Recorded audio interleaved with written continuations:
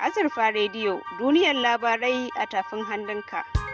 Assalamu alaikum, barkanku da sake saduwa da mu a wannan tasha mai farin jini, Azurfa Radio. Za ku iya sauraron mu ta hanyar sauko da manhajarmu da ke kan Play Store.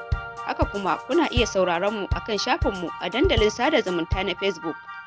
Sannan kar ku manta, ku yi subscribe ɗin YouTube channel ɗinmu tare da danna ƙararrawar sadarwa domin sanar da ku a duk lokacin da muka saka muku wani sabon shirin.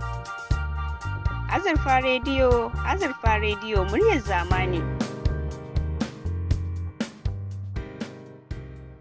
Ko ba wani abu ne sai abu na ne in ga ina da yawan zuwa gurin shi. Yana cewa ne ɗaukan ta. Wani lokacin da wani lokacin da Ɗaya daga cikin dubban yara maza kenan wanda ake yin lalata da su a Najeriya, lamarin da ke bayyana irin yanayin yaudarar yaran da ɓata garin ke amfani da shi wajen rinjayar su.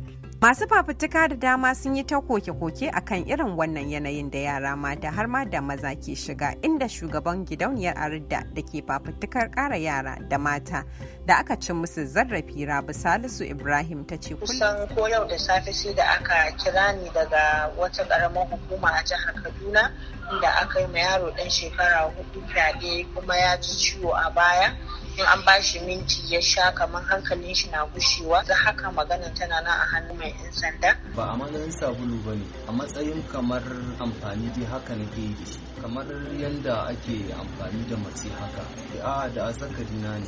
Wani mutum kenan da ake zargi da yi wa wani yaro ɗan shekara 4 fyaɗe a jihar Kaduna, wanda ya bayyana dabarar da ya yi amfani da shi wajen yaudarar yaran da ya yi wa fyaɗe. Najeriya dai na cikin jerin ƙasashe 10 da mata ke rayuwa cikin matsanancin hali na yawaitar barazanar cin zarafi da suka hada da yi musu fyaɗe da dai sauransu. A nata bangare shugaban gudanarwa na kungiyar rafa mai fafutukan neman ci gaba da kare haƙƙin mata Saudatu Madi ta ce akwai dokokin hukunta masu aikata irin wannan laifi, amma ana samun matsaloli wajen aiwatar da su. Akwai dokokin nan ba babu dokoki ba, aiwatar da su ne shine babban abin da muke.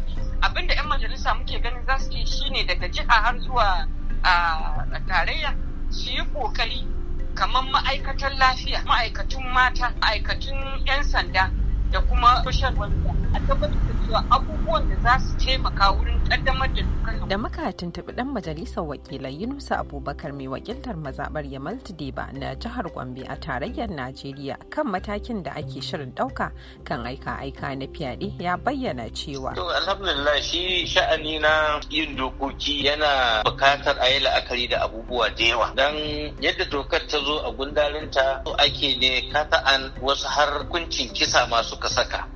Almuhimmu a sabuwar dokar muna la'akari da yadda za a yi ma a shidda kotu ce ta musamman wanda ya kasance duk abin da ya shafi saba ko kuma dai aikata ta'asa wanda ya shafi bangaren irin wannan ya samu kotu mai cin gashin kansa. Abu da an zo cikin sati 2 an gama shari'a an yanke hukunci.